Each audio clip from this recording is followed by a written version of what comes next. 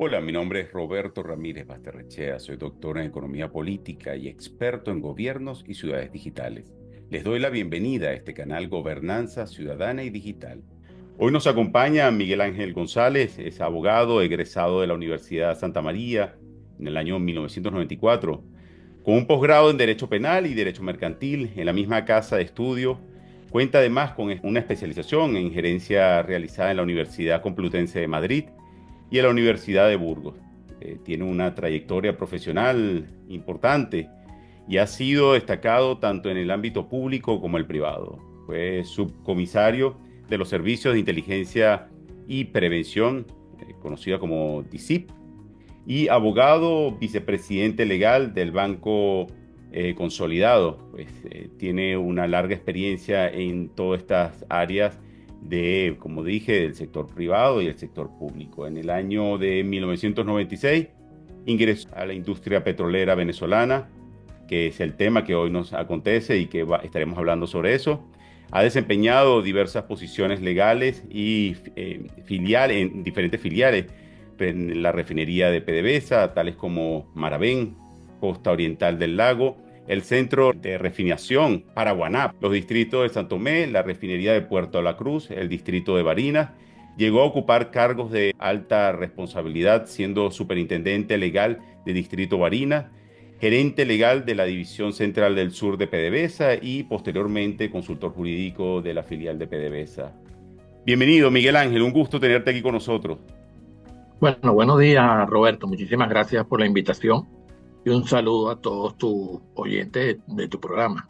Desde tu experiencia y de casi 2 décadas dentro de la industria petrolera venezolana, incluyendo tu participación en la creación de PDVSA y servicios en ese departamento, ¿cuáles consideras que han sido la causa principal de la crisis estructural que vive actualmente Venezuela? Y sobre todo tu recorrido, tu experiencia en esta área.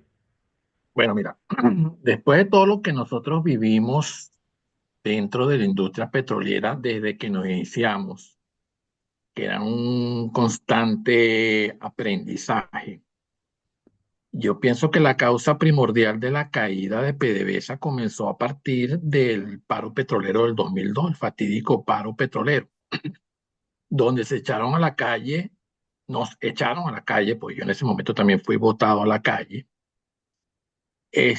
años y años de experiencia de miles de profesionales de todas las ramas, profesionales captados por PDVSA, que PDVSA captaba los profesionales y la gente que iba a contratar incluso antes de graduarse.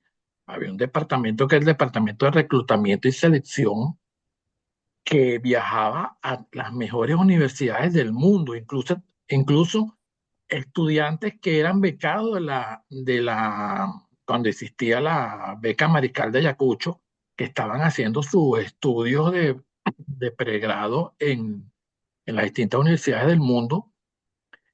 La gente de reclutamiento y selección de las filiales iba a esas universidades a captar a los mejores, bien sean venezolanos o eran también de la nacionalidad que fuese, para contar en la industria petrolera con el mejor personal posible, y eso dio un resultado que se convirtió en la sexta empresa más importante y más eficaz del mundo. A partir del 2002, cuando sucede el paro petrolero, se echa a la calle todo ese esfuerzo, toda esa inversión millonaria que se hizo por más de 30 años, y todo lo que se invirtió en estos profesionales, que eso fue el grave error. Entonces se empezó a cubrir puestos en PDVSA con personal que no estaba a la par de ese personal que había salido, incluso gente que no tenía ni la preparación universitaria para cubrir esos puestos, y lamentablemente eso, eso repercute en las operaciones,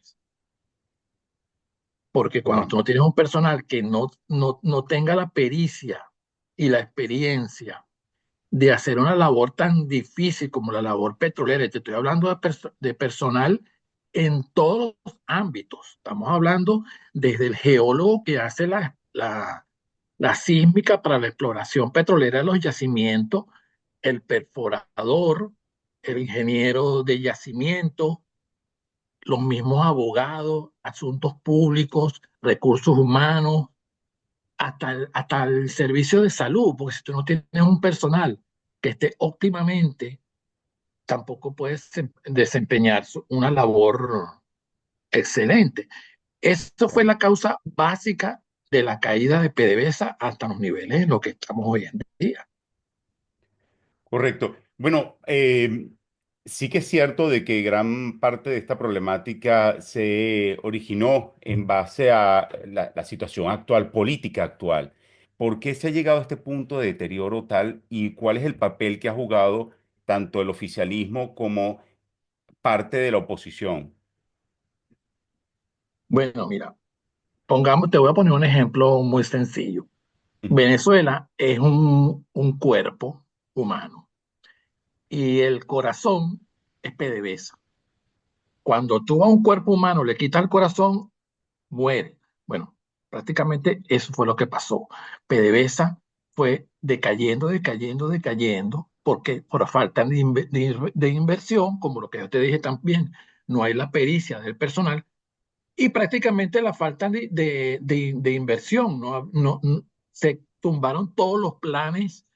Venezuela tenía un plan antes del paro petrolero que en el año 2020 había que estar reproduciendo alrededor de 6 millones de barriles diarios. Tú imagínate cuál era la escalada de inversión que iba a tener PDVSA.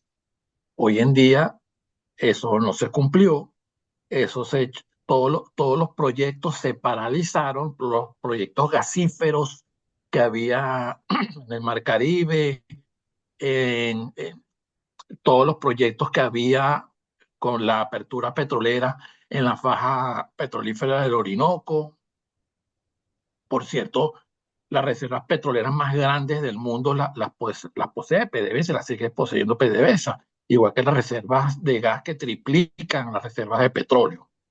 Pero básicamente la caída de PDVSA por un mal manejo político fue la desinversión y la falta de pericia. Y lo otro fue haber desviado lo que era la visión y la misión de PDVSA, que era muy clara como empresa petrolera, haberla desviado a ponerla a hacer una serie de actividades que no estaba preparada ni estaba destinada para eso, como fue los fulanos pedevales, que fueron un fracaso, la prueba están al día, Ujú. ponerla a hacer viviendas incluso en otros países, porque se hicieron casas en Nicaragua, en Bolivia, desvirtuar todo lo que era la función y la misión de PDVSA, que era explorar los yacimientos, producir el petróleo, refinarlo y colocarlo en los mercados internacionales, salvaguardando la cuota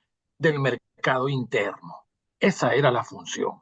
Y cuando tú ya desvirtúas esa función, decae la industria petrolera y decae cualquier empresa. Pues si tú tienes una empresa productora de alimentos, por decir, de pasta, y la pones a hacer repuestos para vehículos, esa empresa no va a funcionar. Lo mismo pasó aquí.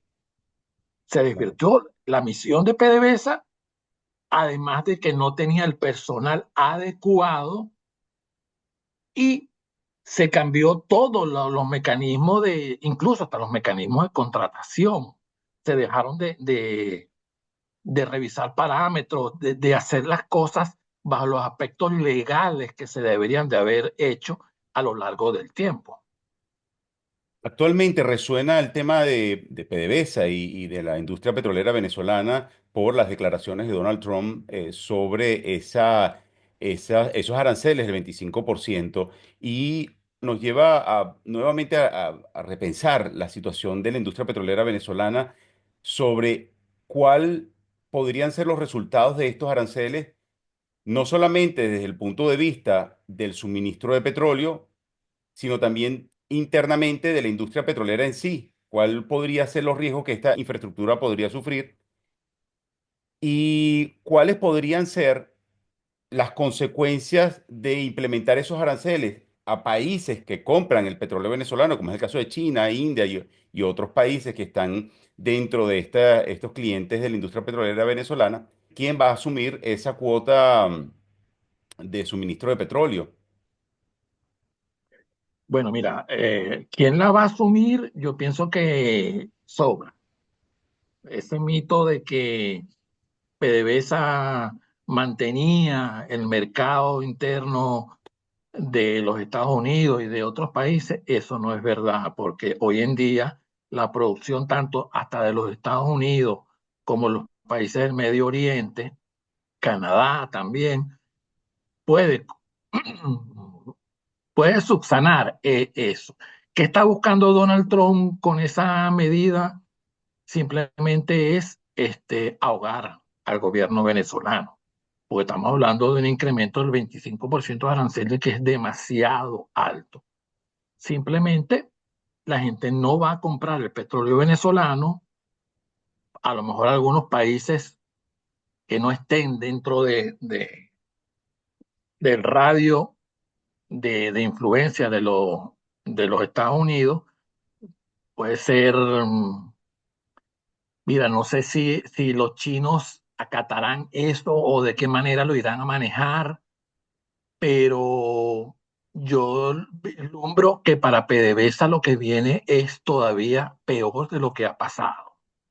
Peor que lo que ha pasado porque sí, PDVSA estaba más o menos sobrellevando la situación con las inversiones que estaba dejando la empresa Chevron, pero una vez que Chevron, creo que ya fijaron fecha para el próximo mes de abril, al abandonar esas operaciones, los pequeños que quedan, que son algunos reductos de Repsol, alguna empresa china que creo que está explotando algo en la parte sur de Venezuela, específicamente en Guadualito. Yo creo que la crisis en PDVSA se va a agravar y bastante, porque PDVSA no va a tener cómo articular lo que viene gastando en un mundo aunque sea pocas, pero de inversiones para tratar de sobrellevar la situación que tiene por la cantidad de trabas que le ha puesto el gobierno de los Estados Unidos y simplemente se van a ver en la necesidad de despedir personas porque no pueden pagar los salarios. Los bajos y pocos salarios que paga PDVSA no lo van a poder aguantar. Además que en PDVSA el grado de inversión es muy poca. Es muy poca porque no han tenido pulmón de cómo hacerlo. Ahora yo creo que eso va a llegar a cero. No hay. Fíjate, esto es muy interesante lo que estás comentando, porque uno de los datos que se dan cuando se habla sobre el gobierno es que el gobierno, ya sea en el difunto Hugo Chávez Fría o actualmente con Maduro, se caracterizan por ser sobrevivientes, ¿no? Por sobrevivir y plantear un sistema en el día a día. Ellos reconstruyen sus salidas dependiendo de la situación día a día y en ocasiones hora por hora. Según lo que me estás diciendo, ¿consideras de que esto puede ser un golpe mortal para el gobierno? Porque para la industria petrolera ya viene en decaída desde hace tiempo. Pero para el gobierno, ¿crees tú que esto puede tener un impacto directo en la estabilidad del gobierno? Mira, adelantarse a eso es un poquito difícil, ¿no? Pero yo pienso, a mi parecer, que sí, que una vez impactar lo que es la economía de PDVSA, que ya no es el corazón o el pulmón de Venezuela como lo fue con anterioridad, yo pienso que sí, que se va a haber impactado eso y se va a reflejar en la economía del país. De hecho, en estos días, antier, o algo así leí que el dólar paralelo había superado ya los 100 bolívares. O sea, si vamos nos traemos a la historia, esta es la cuarta vez en la historia que el mismo Bolívar devaluado ha superado la barrera de los 100 bolívares. Correcto, O sí. sea, estamos hablando que creo que, ya perdí la cuenta, pero creo que estamos hablando de 8 o 9 ceros. Ujú. Entonces, ya sin todavía haber aplicado la medida, ya se están viendo los efectos. Yo no quiero ni pensar una vez que PDVSA no tenga, porque ¿de dónde, qué va a vender? El petróleo no lo va a poder vender. Lo poquito que produce se va al mercado interno. PDVSA se estaba bandeando con los ingresos de Chevron, que estaban más que todo en la parte del Zulia, porque pues, Chevron no estaba en el oriente del país, que es donde Correcto. te puedo decir que está la mejor parte del crudo venezolano.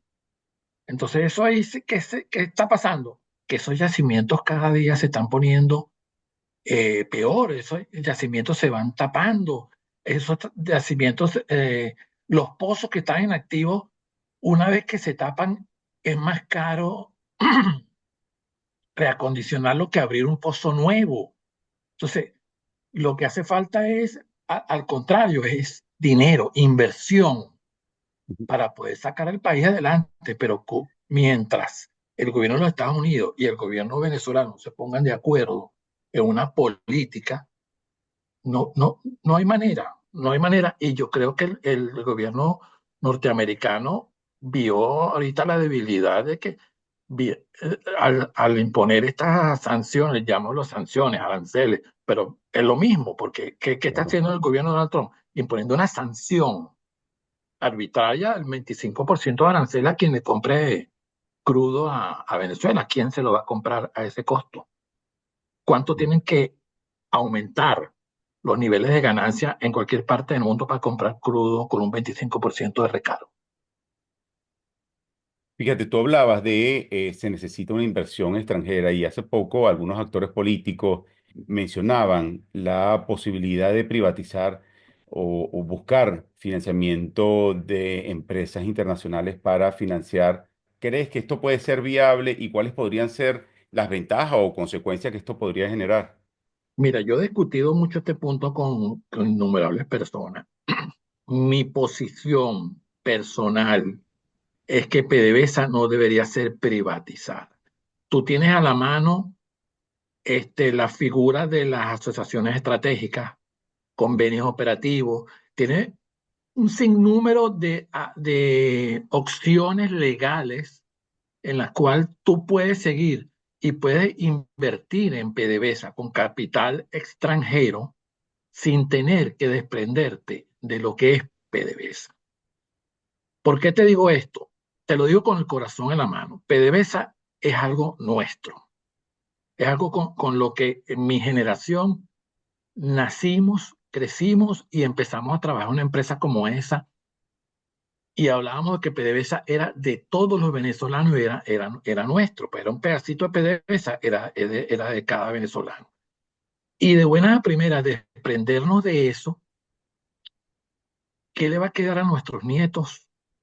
O sea, la vendimos, invertimos el dinero, nos gastamos el dinero porque no sabemos qué puede pasar y después ya no tenemos nada. Entonces, yo pienso que PDVSA, pese lo bueno y lo malo que puede estar pasando, en un futuro inmediato lo que requiere es inversión extranjera, pero inversión extranjera salvaguardando para nosotros lo que es el poder de decisión dentro de la empresa. Tú puedes hacer como eran los convenios operativos o la asociación estratégica, un 60-40, un 48, o sea, un 70-30, el porcentaje que tú negocies legalmente con X país o con X empresas petroleras del mundo, pero siempre teniendo el control de PDVSA en un mínimo que te permita tomar decisiones. Sí. Bueno, esto es un tema que yo particularmente considero bastante importante y delicado, justamente por lo que estaba señalando. ¿Cuáles podrían ser las consecuencias que esta privatización puede traer para Venezuela desde el punto de vista más dueño de una propiedad? Y si eso el día de mañana no puede servir para quitarle a Venezuela, porque vamos a encontrar personas en un momento determinado que nos digan, bueno, lo importante ahorita es salir del gobierno y si esa es la forma para hacerlo, tenemos que hacerlo. Pero nunca se termina pensando cuáles son las consecuencias de las decisiones que se toman. ¿Cuál crees tú que podrían ser estas consecuencias? Mira, yo pienso que la salida del gobierno es un punto importante, necesario políticamente para nuestro país, pero no puede estar ligada a la privatización de petróleo en Venezuela. O sea, yo no veo por qué se empeñan en ver el norte o la panacea de que vamos a salir del gobierno porque se privatice PDVSA. Eso no tienen, yo no lo veo. Por lo menos nadie me lo ha hecho ver que yo le diga, mira, tienes razón, podemos bajo este aspecto hacerlo. No, no, no. Salir del gobierno es una cosa, Venezuela necesita, vamos a partir de aquí, un cambio político radical inmediato. Eso es una cosa. Ahora, un nuevo gobierno que se impusiera en Venezuela tiene que pensar de que muy bien, porque lo que pasa es que el que viniese de presidente de Venezuela va a tener asesores que le van a decir, mira, aquí la única salida es vender petróleo de Venezuela. Y también puede tener asesores que le digan, no, la salida no es vender petróleo de Venezuela, la salida es invertir con capital extranjero, que son las empresas que tienen el dinero para hacerlo, en PDVSA. Entonces, tú te vas a conseguir, una vez que haya un cambio político en Venezuela, tú vas a conseguir fuera de Venezuela quienes quieran comprarte la empresa o quienes quieran invertir en la empresa. Porque eso es mentira de que no, mira, solamente la quieren comprar.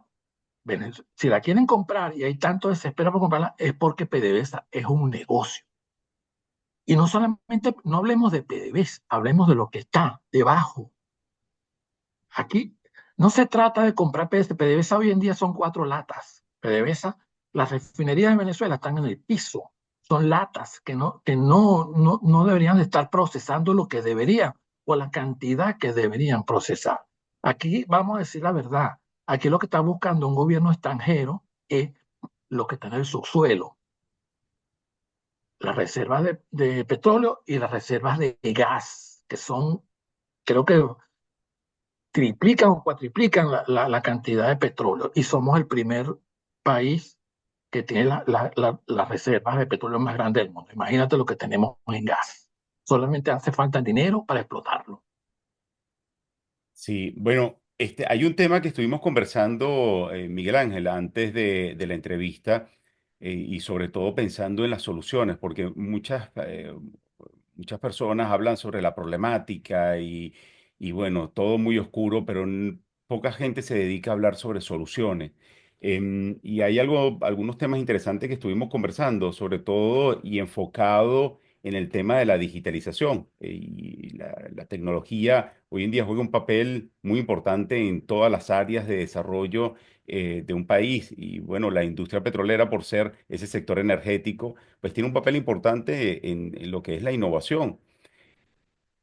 Pensando en ello, tú estás o formaste parte del departamento jurídico y bueno, dentro de todas tus áreas de liderazgo que estuviste cumpliendo en la industria petrolera, el uso del blockchain, el uso de tecnología y digitalización, el uso de la inteligencia artificial, lo que tiene que ver con la creación de documentos y de contratos.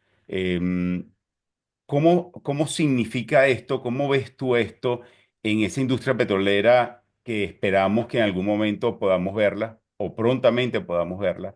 ¿Cómo crees tú que esto se puede desarrollar ahí en la industria petrolera? Bueno, mira, hasta el año, yo te diría que hasta el año 2008, 2009, PDVSA incluso en esos años estaba a la par de lo que eran las tecnologías. Eh, Todo en PDVSA estaba automatizado, los pozos estaban automatizados, todos los procesos de refinería, bien sea de aguas abajo, aguas arriba, todo estaba. Entiendo que por la falta de mantenimiento se fue perdiendo la mayoría de esas cosas. En el ámbito mío, que es el ámbito legal, nosotros manejamos la tecnología. Mira, nosotros llegamos a digitalizar todos todas las gacetas oficiales, las teníamos digitalizadas desde las primeras que existían. Cuando necesitábamos algún dato, simplemente lo que manejamos una tecla y más nada. Todo lo que era la parte de archivos de contratos estaban digitalizados. Todos los procesos de licitación, que era la columna vertebral de las contrataciones dentro de la industria petrolera, estaban digitalizados. Hoy en día no sé si eso se está llevando, creo que no, Ujú. porque yo hablo con personas que me dicen que no les han cambiado las computadoras hace 15 años. Entonces tú imagínate cómo estarán los sistemas informáticos, se habrán actualizado dentro de lo básico, pero no hay una inversión como había un presupuesto en PDVSA dedicado a la inversión de tecnología. No creo que eso hoy en día se esté haciendo, lo dificulto, pero hoy en día sería maravilloso poder trabajar con la inteligencia artificial. ¿Tú te imaginas que tú puedas hacer un contrato y decirle a la inteligencia artificial, mira, revísame qué aspectos puedo mejorar o cómo puedo parafrasear esta cláusula? O sea, eso ayudaría, y te lo estoy diciendo desde un punto básico mío, que es simplemente una cláusula de un contrato, un párrafo. Ahora que tú lo hagas en una simulación de un pozo, una simulación de una sísmica para un yacimiento, debe ser algo increíble que con la ayuda de la inteligencia artificial.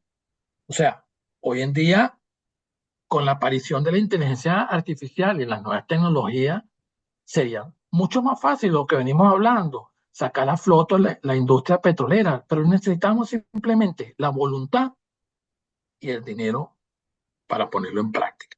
Esto se llama algo de voluntad política. Más nada, no hay que ir muy allá.